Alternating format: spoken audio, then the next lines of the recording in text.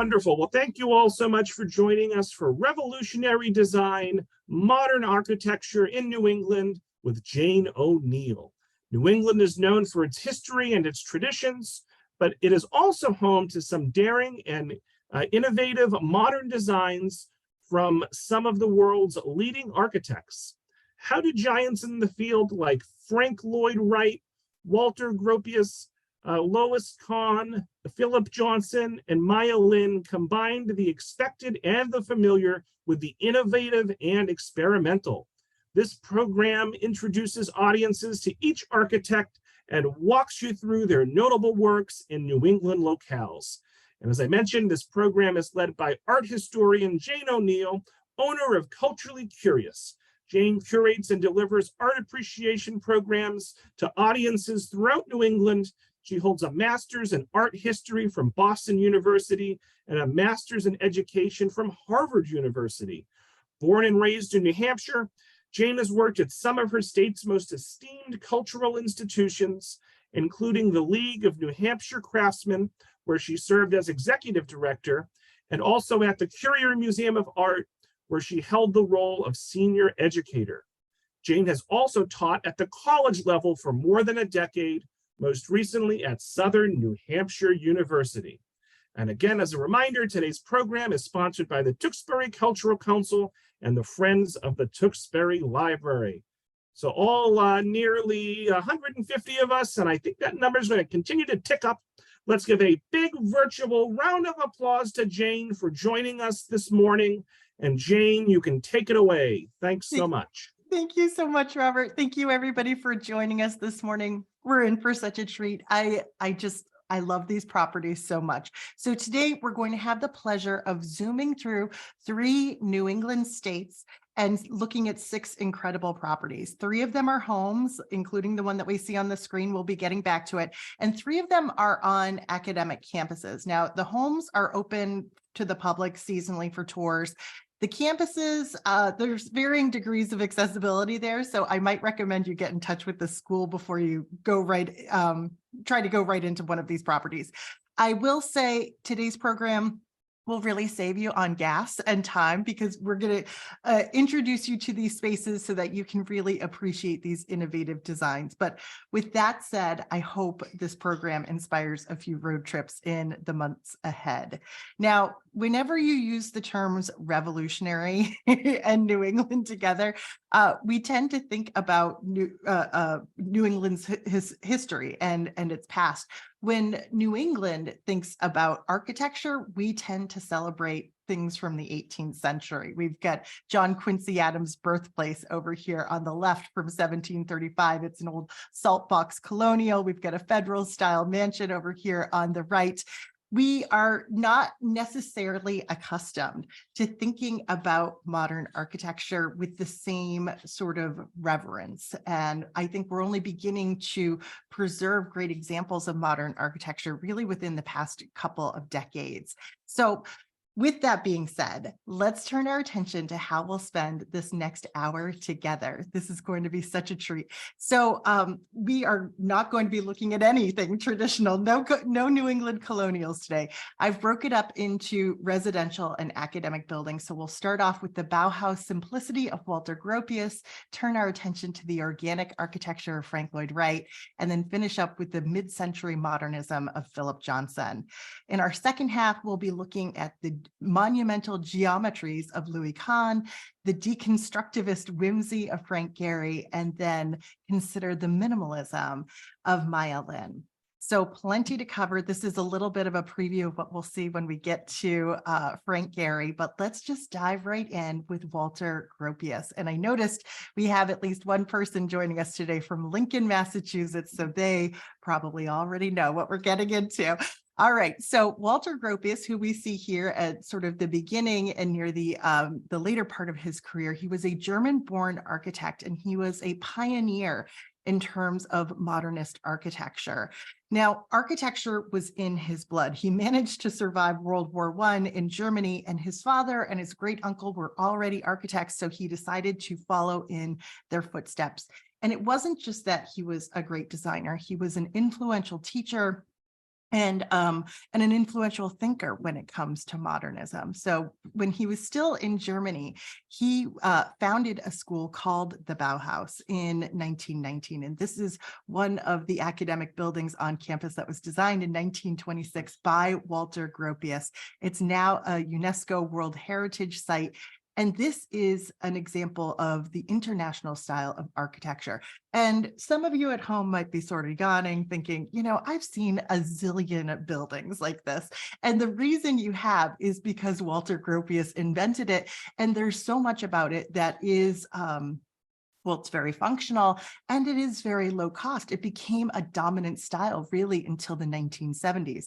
So when we think about the international style, what we'll see are a lot of flat surfaces. There's a purposeful doing away with anything that's ornamental, really. This is all about paring things down to the basics. There's almost no color here. It's black, white, and gray. We have a real reliance on mass-produced industrial materials, including a lot of glass. And so the end result is this kind of streamlined appearance. We might associate it with almost looking like factories or warehouses today, but this was certainly innovative for its time. So as you might remember from your history classes, Hitler in Germany hated all things modern, and he actually closed this school, the Bauhaus, in 1933 when he came to power. So Gropius and his family, realizing that they were sort of in the crosshairs, they left Germany, they moved to London at first, but eventually settled in Massachusetts so that Gropius could teach at the Harvard Graduate School of Design. Now, Helen Storrow, as in Storrow Drive, she was a patron of the arts, and she heard about Walter Gropius and his plight and decided to donate 4 acres of land to his family in Lincoln, Massachusetts. And this is the end result. This is a 3-bedroom, 3-bathroom house. It's about 2,300 square feet. And it's about 1 mile from Walden Pond, if you know that history, and about 15 miles from Harvard Square. And really, not since the shots rang out in nearby Concord, Massachusetts, had anything so revolutionary happened in the Boston area. Now, suffice it to say, the neighbors weren't entirely pleased with this I mean, they would consider it a modern monstrosity moving into the neighborhood. This did not fit in with the aesthetics in Lincoln. The neighbors referred to it as a chicken coop, and they were just convinced really that this flat roof would cave in after one snowstorm in New England. But Walter Gropius had put a lot of thought into this. Here he is, an architect with the ability to now design his own house, and he's following these Bauhaus principles that he used to teach to others. So we've got a simple form, like I said, this flat roof. We've got ribbon windows, really a whole long stretch of windows in this pattern here. Oftentimes they kind of start at the edge of the building and expand almost to the other side. So we've got an open floor plan, a heavy use of glass, and industrial materials. Now, Walter Gropius was also really mindful of the location. He was considerate when it came to the siting of the house, and he built this house with many traditional materials to the area, including a painted white facade. If you have really good eyes, you can probably just see he's using vertical clapboards here instead of horizontal. He's using a porch to invite his guests in and to protect them from the elements. There's a brick chimney to the house, and also the fieldstone foundation, which you see here at the bottom. Now, like I said, despite the nods to New England traditions, the neighbors were not pleased. So let's move towards that main entrance there. And you'll notice that there's this projecting porch. It's kind of coming off of the house at this interesting diagonal here. I love it because it almost feels like the house is stretching out towards you at the driveway to try and protect you from the elements. So we have one main entrance here. Once you come down underneath this protected porch, there's even a screen of glass bricks here, really sort of a modern material used in an elegant way. But you'll also notice there's another entrance just beyond it, a metal spiral staircase that leads up to the 2nd floor. Of course, that's more of a private entrance, and you'd have to walk by the front door in order to get to it. But it's interesting that we have these 2 elements on the front of the building. Now, the house was featured in the New York Times shortly after it was built, and it I mean, the Gropiuses had thousands of visitors in the first few years they lived in this house. And apparently one old lady asked Mrs. Gropius, "Isn't it very strenuous to always live so much ahead of your time?" Which I think is so adorable. But to the Gropiuses, this was a really functional house. It just worked for them and the way they lived. So let's go inside and see what works. And maybe you can consider for yourself too, if it would work for you. Now, this is the front entryway over here on the left. This is the front door. You can just barely make out the handle there. So you go in past those glass bricks. And when you come inside, those glass bricks extend into this entryway, creating this light-filled space, which is wonderful. Notice how there are curtains and with a runner that's built into the ceiling here. They're floor to ceiling, black and white curtains that kind of match the exterior aesthetic of the house that way. And there's even a built-in rug. So you can't come into the house proper without wiping off your feet. There is an open closet just beyond it, and it has industrial metal piping. So all of these industrial materials that are made very plain. Now I have these two images here just to make it clear that some of the materials from the outside are also brought in. So we have more of that vertical clapboard here. This is, once again, a nod to New England, but literally turning things upside down because clapboard is always done horizontally in New England. So he's being a little bit playful here, and I can definitely appreciate that. You might be wondering what the floor is here, and these are cork panels. Now off to our right, we see the staircase leading up. Here's just some slightly different views of that same staircase.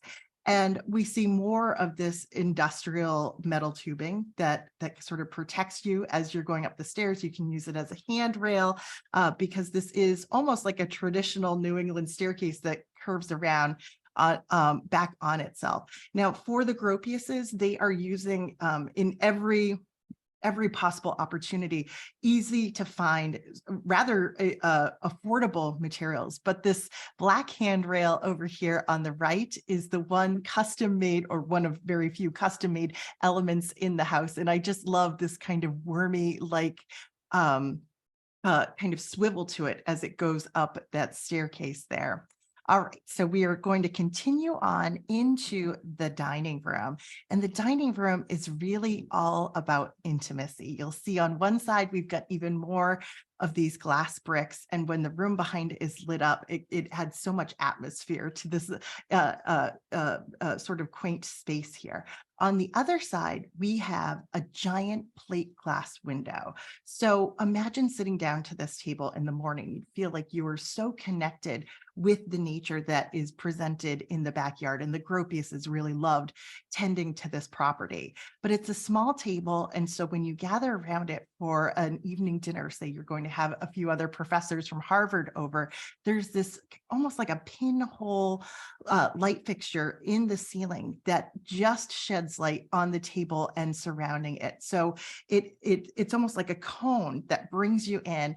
And to make the space even more intimate, we have more of these curtains. You can draw the curtains so that you can't even see the living room. And it's all about this intimate space in the dining room. Talk about a really smart way to kind of make your house adaptable and to really consider the way people use these spaces and what might feel emotionally good and safe. So here I have for you just moving into the living room just beyond here. We get the chance now to consider the way this house is sited, because Walter Gropius did something so smart here.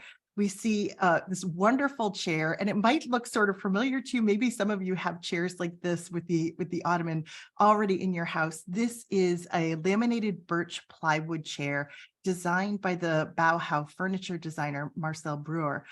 And Breuer designed almost, a lot of the furniture in the Gropius's house, including this metal tubing furniture over here. So these are all Bauhaus prototypes. They're mass produced today. You can buy them for about $120 at IKEA. But at the time, really nothing like this existed. And you can't imagine Walter Gropius bringing all this stuff from Germany and putting it into a traditional New England colonial. So here, getting back to the siting of the house, we can see that the living room is just drenched in the sunlight. And how wonderful would it be to sit in that chair and read a book?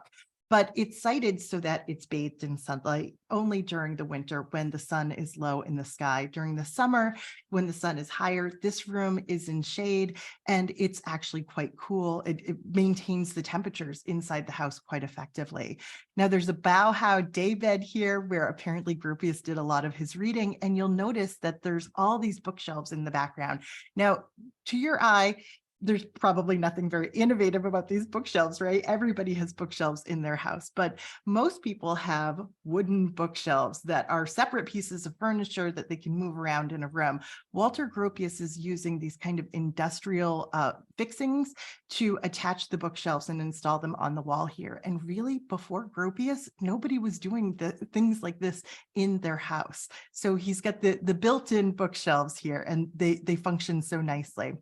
Okay, we are going to head upstairs from here and take a look at the primary bedroom. This is where Walter Gropius and his wife slept, and it's a really unusual design. There's something really charming about it, though. You'll notice here's their bed. They have a tapestry, I believe it's from Iran, hanging over their bed, sort of functioning almost like a headboard.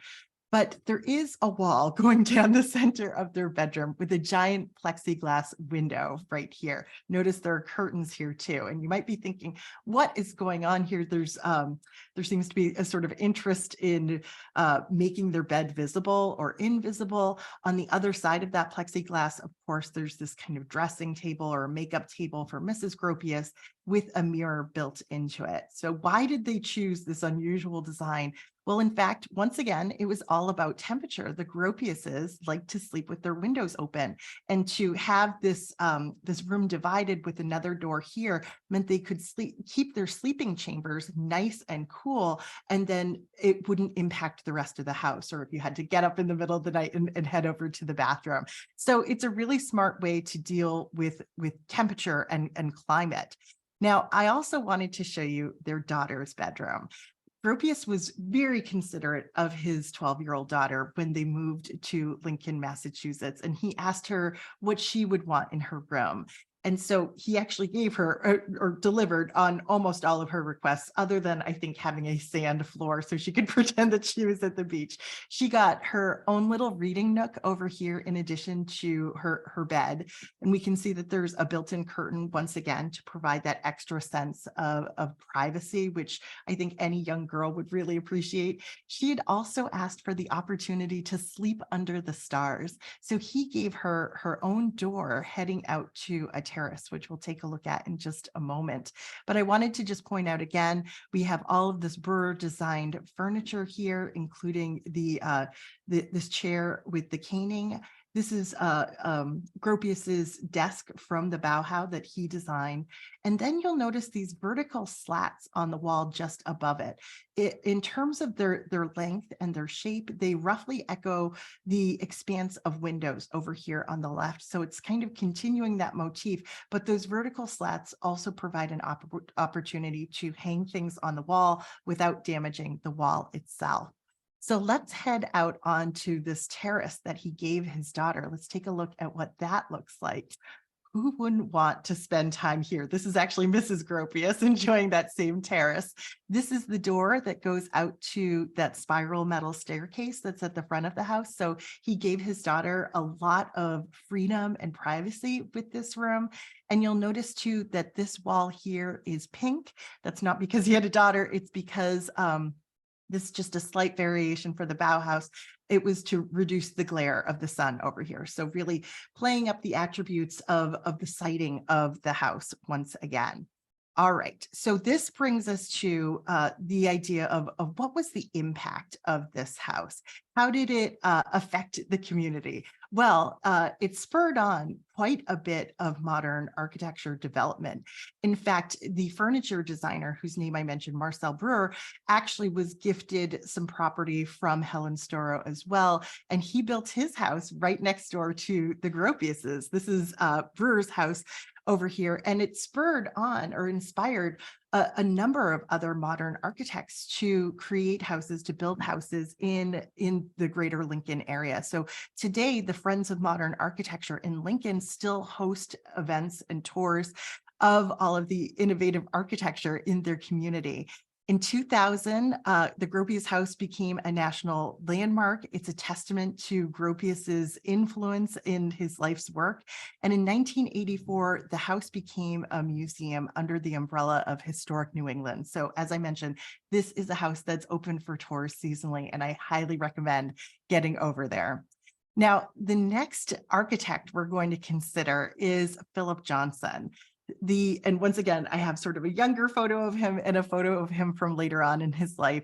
The New York Times once referred to Philip Johnson as the elder statesman and the enfant terrible of American architecture. So a provocateur in some ways, I would say. He was born in Cleveland. He actually studied at Harvard under Gropius, and about 5 years after he graduated, he published a seminal text on the international style of architecture. So it's, he's not even 30, and he's playing a real role in the world of modern architecture, at least in America. Now, as an architect, he made his mark really arguing for the aesthetic side of architecture, and he claimed he had no interest in buildings really, except as works of art. In 1978, Johnson won the gold medal from the American Institute of Architects, and that is the highest award the American profession bestows on any of its members. I should mention that Gropius also won that. Okay. So let's turn our attention to Johnson and New England. Now, almost all of you have probably seen a Philip Johnson building up close and personal. He was hired in the early 1970s to build an expansion, really to double the size of the Boston Public Library in Copley Square. So this is his answer to the original McKim building from the late 19th century. In some ways, it matches the scale of that original building. And what I love about this photograph here is that in the back, we see the Hancock Tower designed by I.M. Pei, who was a fellow student at Harvard. So all of these guys kind of know each other. Okay, so beyond that, Philip Johnson created a structure here in New England that it was revolutionary in so many ways. This is his famous glass house from 1949, and it's in New Canaan, Connecticut. Now, I call it his glass house because this was a design for himself. He often referred to himself as being his own best client. Now, the glass house is the beginning of what eventually becomes a sprawling complex. He continues to acquire land all around the glass house.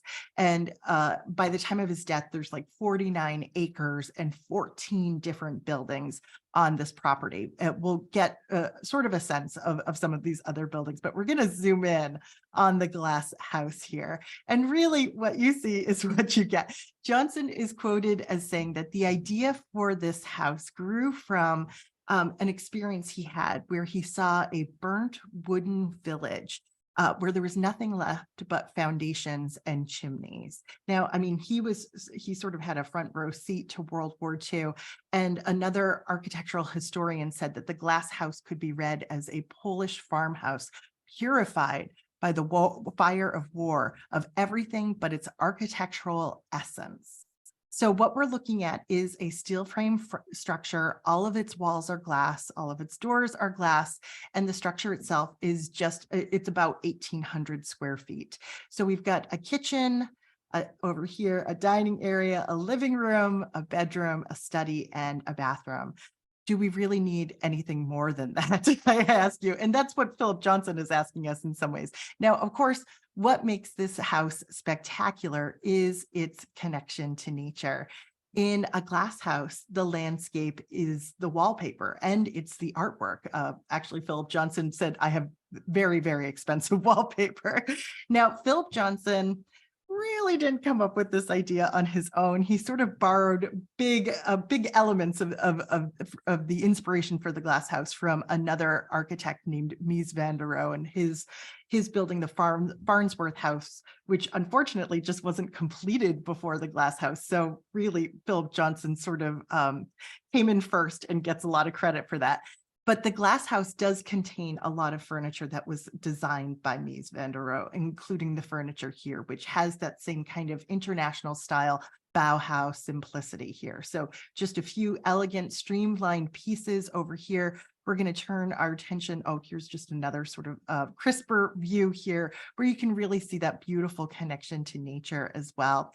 And it's really all about framing up these views, right? The glass house invites us to sort of feel like we're outside and inside at the same time, apart and yet apart simultaneously. The glass house is a structure that really aims at becoming invisible. And there's just something so beautiful, really almost romantic about that.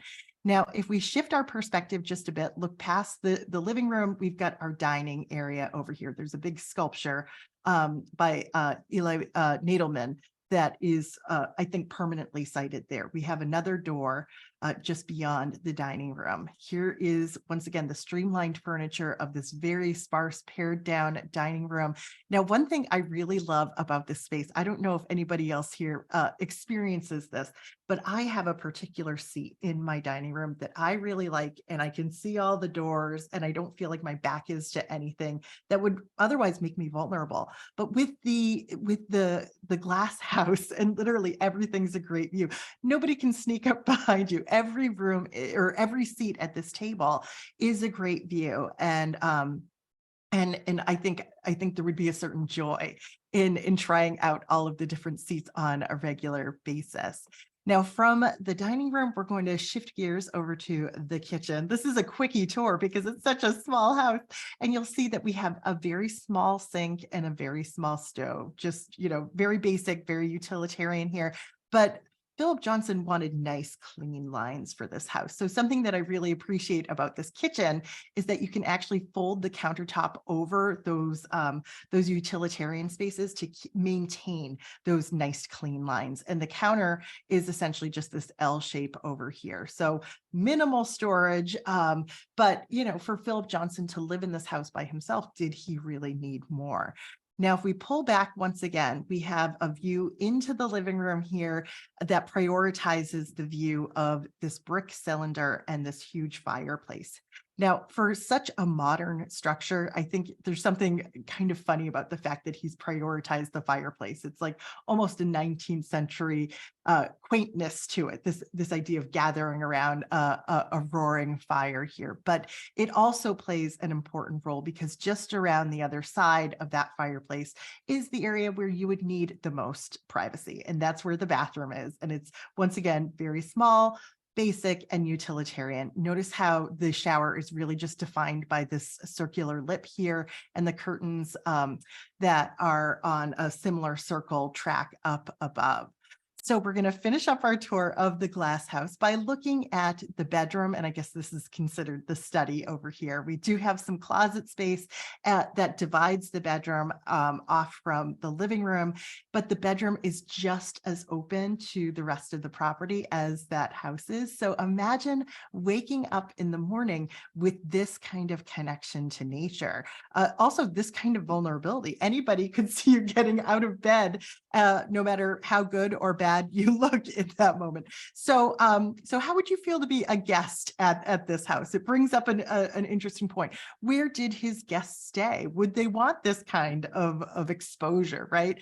So Philip Johnson solved that problem. He built a guest house. It's sort of slightly diagonal from his own glass house. And it's essentially the same floor plan. It's a building that matches the glass house in every way, except it's not about transparency. It is about privacy. And from the vantage point of the glass house, the guest house looks like it's solid brick, doesn't it? It does have 3 big circular windows, but they face away from the glass house.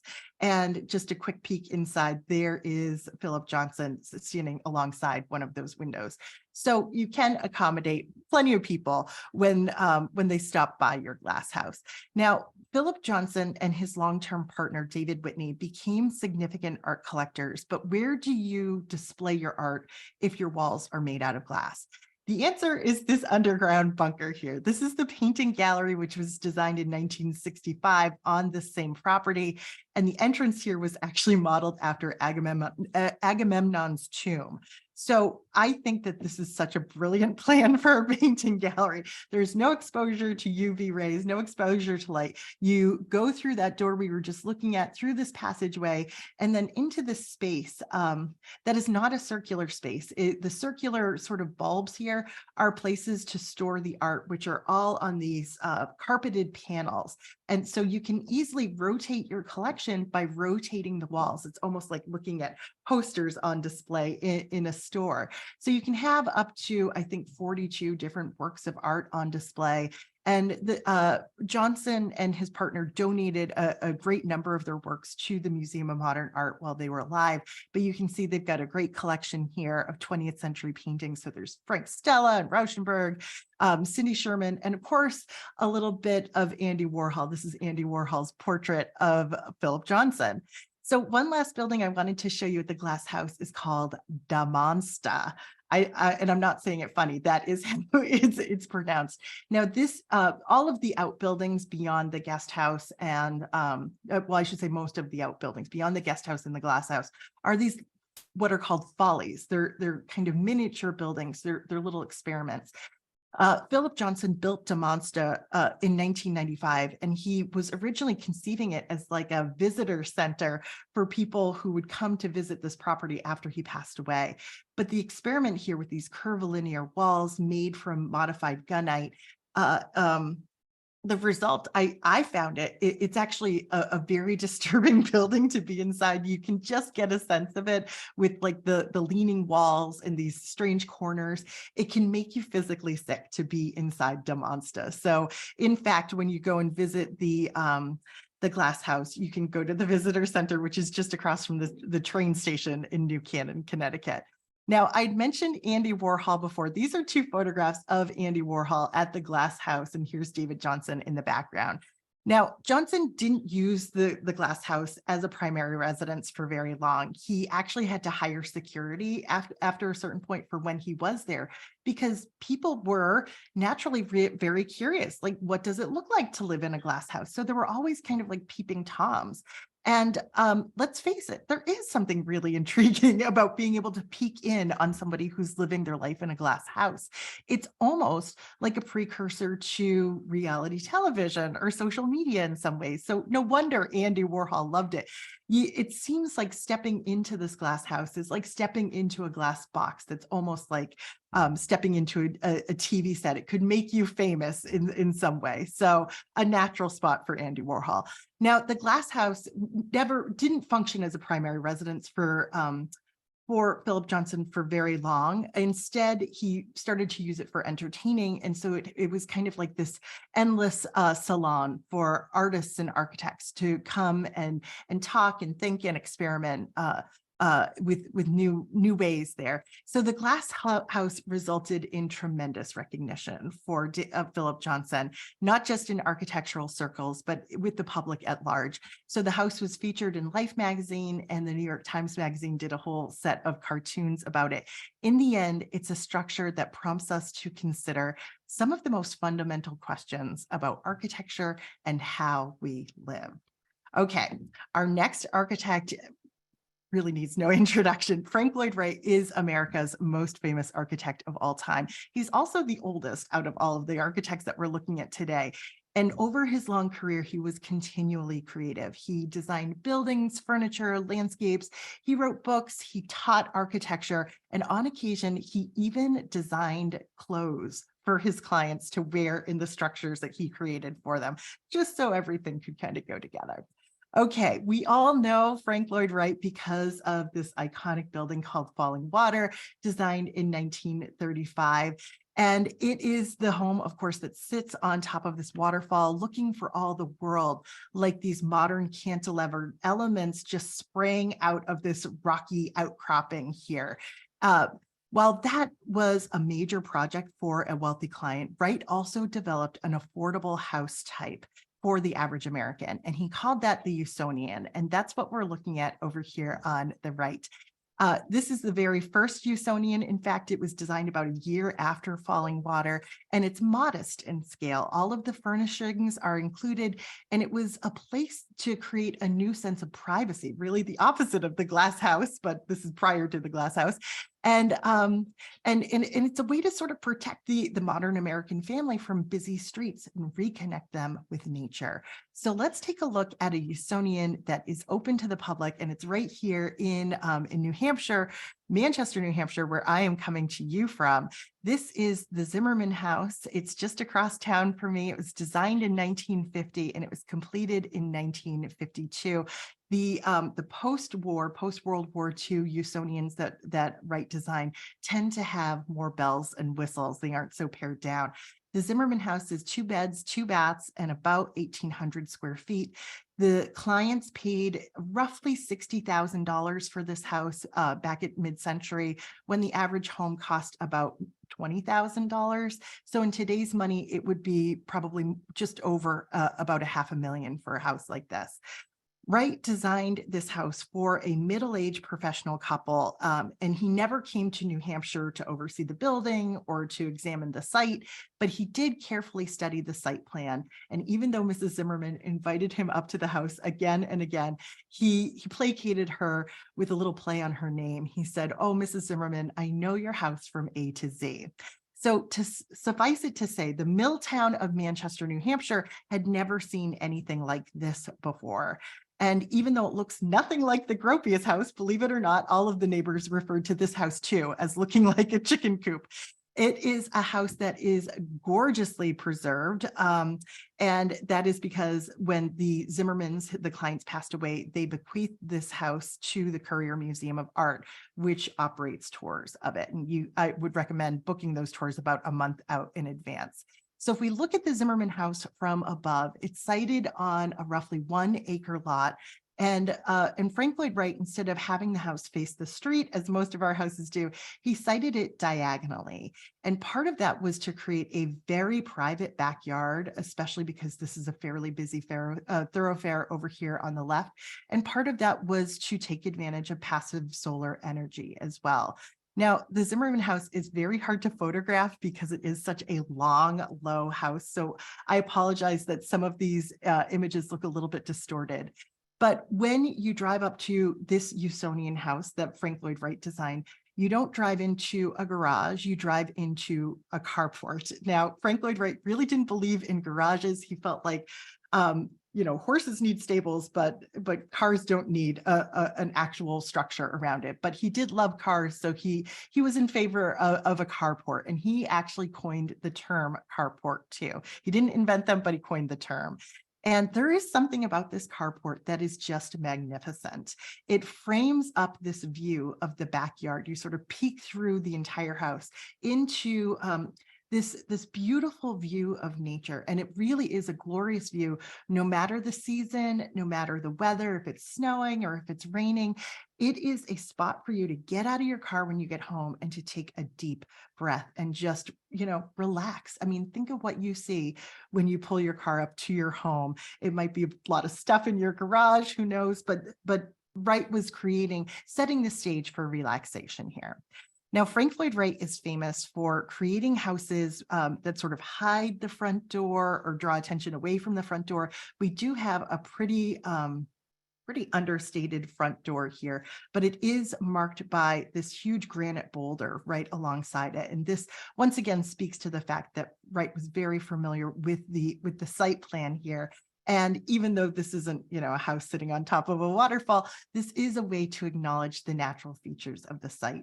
This is a very private facade. Once again, these are very high concrete block windows here. So you don't get any sense of what it's like inside until you go inside.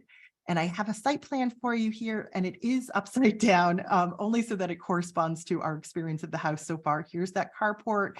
Here's the front door. We're going to go inside, take a right, and then head into what Frank Lloyd Wright called the garden room. Most of us would call it our living room, but there's a lot going on here that is all about nature. Actually, this is a great opportunity to talk about his sense of organic architecture.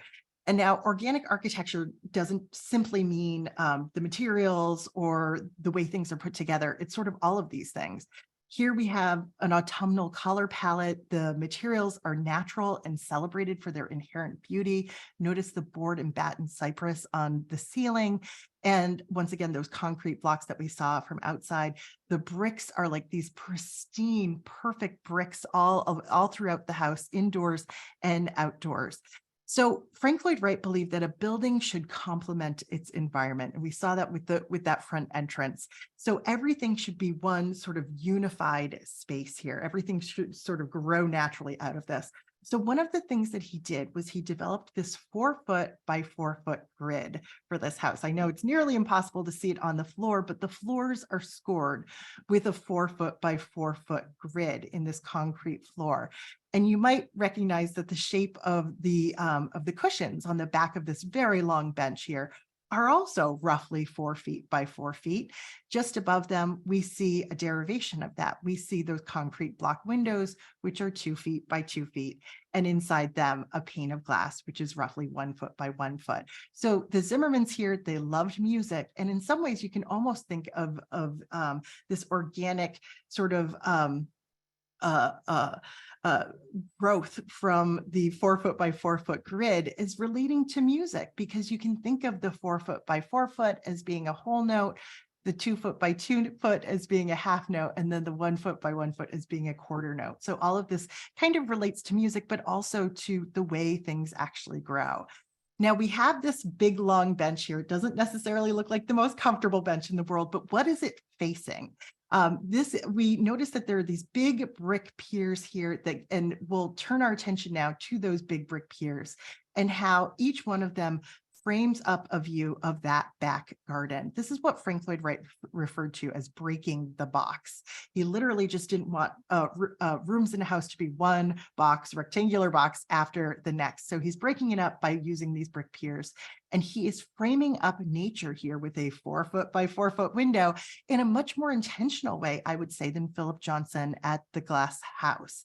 Now, the glass here does blend seamlessly into the ceiling, creating the illusion that the interior ceiling just continues out seamlessly to the outdoors. He also has built-in planters inside the house that create this illusion that the outdoor planters also continue inside. Each bay of these piers actually has its own watering system too. So there's a lot here to draw our attention to nature. There's not a lot of two-dimensional art on the walls at the Zimmerman house because it's nature that is the show here. Now, there's one more component to the way he frames up nature and the experience that he creates around it that I just find so brilliant. Notice the lights up above at the top of the image here. We'll zoom in just for a moment. There are lights behind these little louvers here to simulate the experience of sunlight coming down, dappled sunlight coming down through the leaves of the branches. And so if we go back to this image here, imagine that same kind of light coming down, almost creating the sense that these brick piers are like the trees out in the garden. And that sunlight is actually coming into the Zimmerman house. Okay, if we look back to through this garden room, there's a huge fireplace. Like Philip Johnson, he had sort of a romantic notion, Wright did, about families gathering around this fireplace. It's almost an antiquated 19th century notion about family life, but fireplaces figure very large in Frank Lloyd Wright's design. Here he is showing off. He's cantilevered this massive pier of bricks. There is no structural support over here to maintain those bricks in the air. He's also added a concrete lintel here that he has split almost down the middle. So he's showing off, he's saying, I can create a structure that can seem to levitate like this. And, you know, the Zimmermans did actually spend a lot of time around their fireplace. Here's Mrs. Zimmerman reading a newspaper right underneath this, you know, ton of bricks hanging over her head. So she had a lot of faith in her architect. These shelves over here are going to lead us into what Frank Lloyd Wright called the dining loggia. It's a brilliant space because this is a house for a couple, and it's a small dining area really for 2 people. And the term loggia refers to an open air walkthrough. So this is, it's like a glorified hallway, but all of these doors here have screens on them. So as you're sitting at your table, this is that same table that we see over here, you can open up all of the doors, you can have the screens and essentially be outside, smell nature, hear nature. It's a glorious way to live. And some of you might be thinking, yeah, but what happens when you have friends come over? Frank Lloyd Wright had a plan for that. Notice that this table here has these notches in it.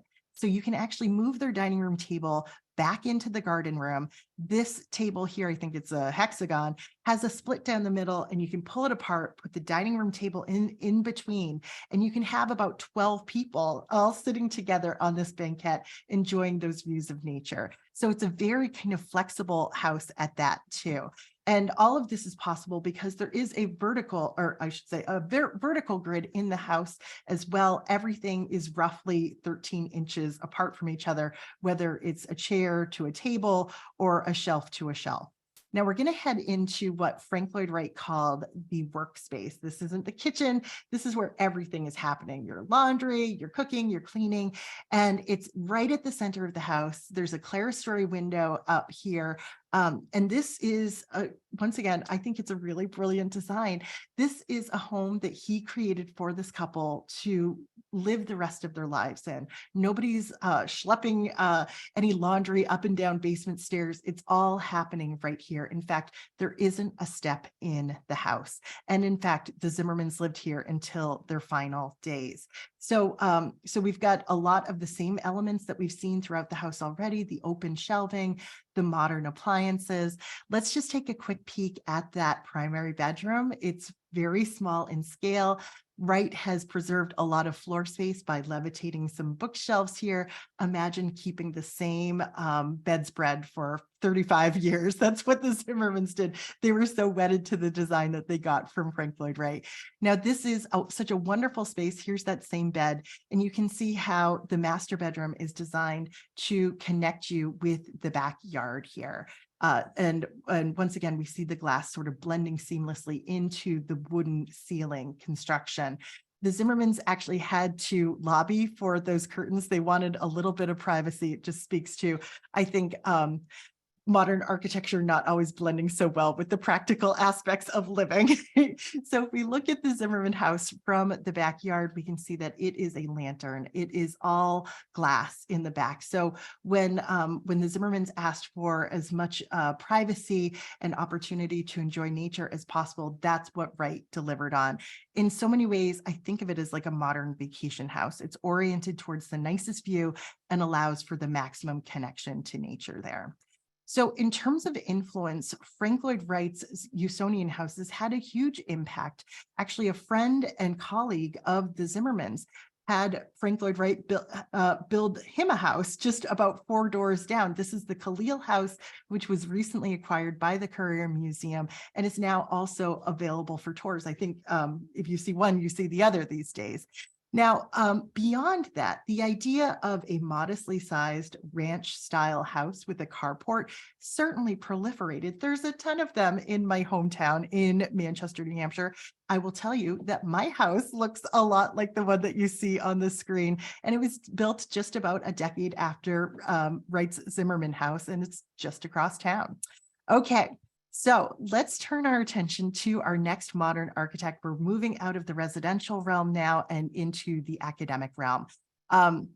This is Louis Kahn, and this is his contribution to modern architecture in New England.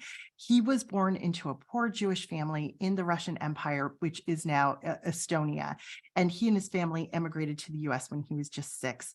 He founded his own architecture firm in 1935 and taught architecture at both Yale and UPenn. He also received the gold medal from the Association of American Architects. And at the end of his life, he was really considered one of America's foremost living architects.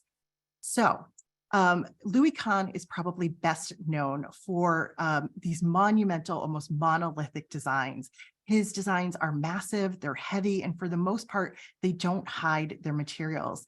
And as pared down and as simple as these buildings may look, there's something sort of quasi-religious about them. Every building sort of seems like a temple. This is the 1965 Salk Institute for Biological Studies in San Diego, California. It's named, of course, for Jonas Salk, who's the virologist who developed the first successful polio vaccine. here's just the same view or the same building from another view where we can see that there are actually windows to it. And that Louis Kahn actually really liked windows and natural light. And that's going to play a huge role when we get to his library in Exeter, New Hampshire. Now, Robert, I'm not sure if you can hear me right now, but I'm just looking at time. And I almost feel like just the way the timing of this has played out, I almost wonder if we should cut this into a part 2 because we have almost an entire second half of this program to give, and we're sort of running out of time. So what I might do is encourage Robert to think of this program as a 2-part program. We'll have the second part for you in the months ahead, and I will start taking a look at the chat now. We will have the opportunity to look at Louis Kahn and look at Frank Gehry and look at Maya Lin. But we'll break that out into another program just to make sure that we are honoring everybody's time here. Yeah, So Jane, I can hear you. I am here, Okay. and that's fine with me, Jane. Okay. And we can talk about a potential June date offline. Perfect. Okay. Perfect. Okay.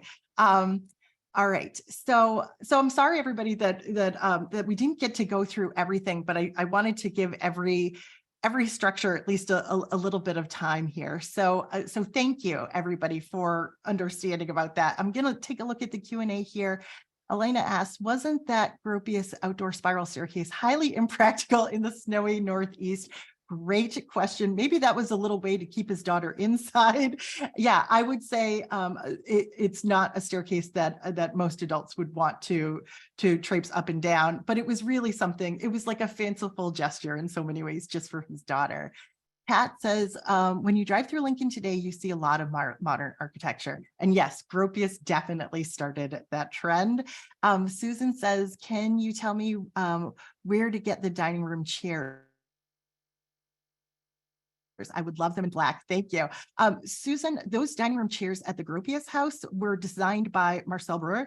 And so those are like Bauhaus designs, but they were prototypes. Let me just get back to them here.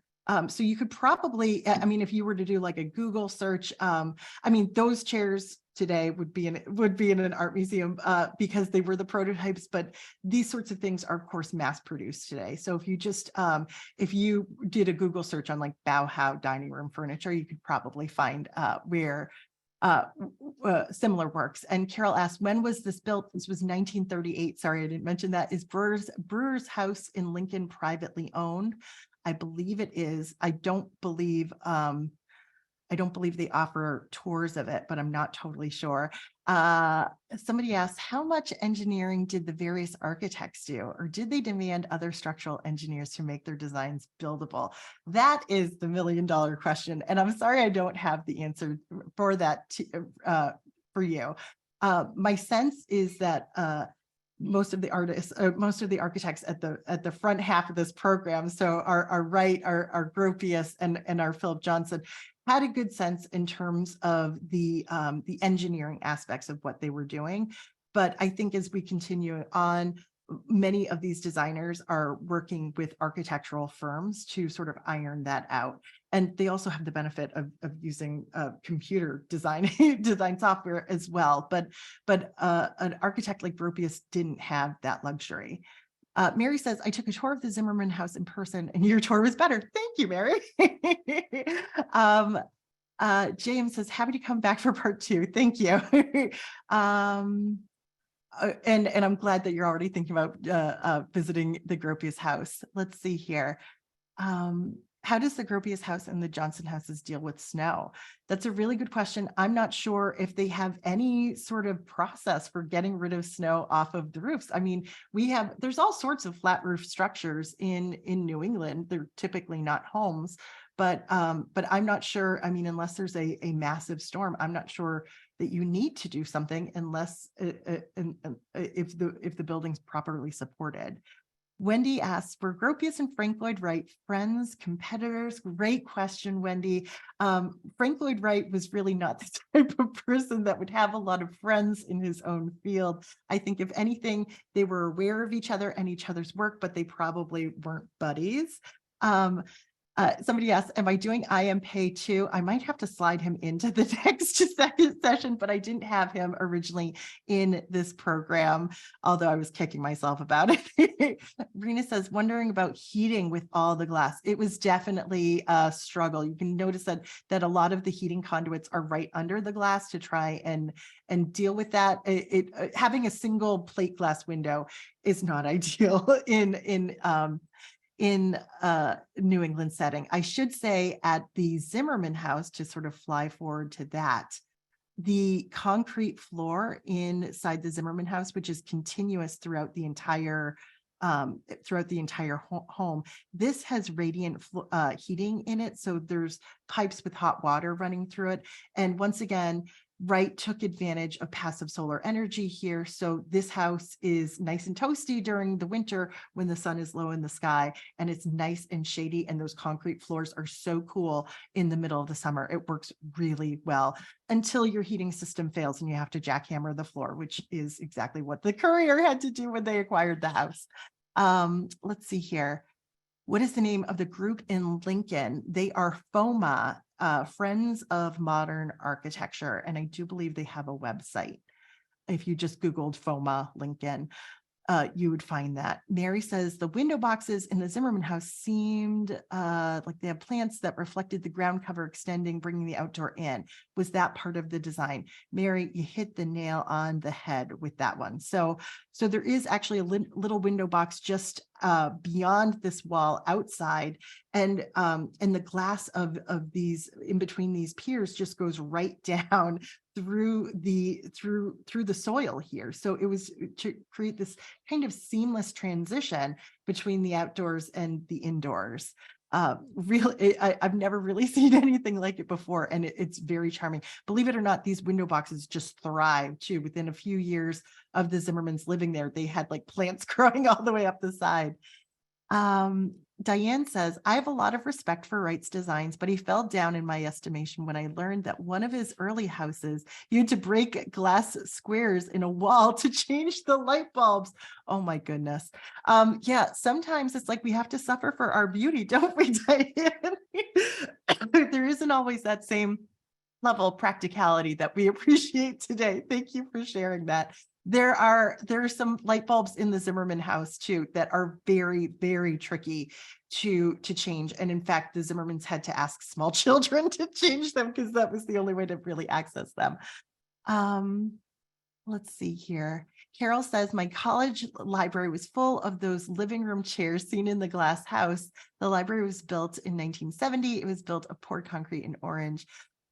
Was the predominant interior color. Well, that's really like international style, and it speaks to what a dominant style it was, right? I think probably all of us have had an experience with a site that looks so much like the living room in the glass house.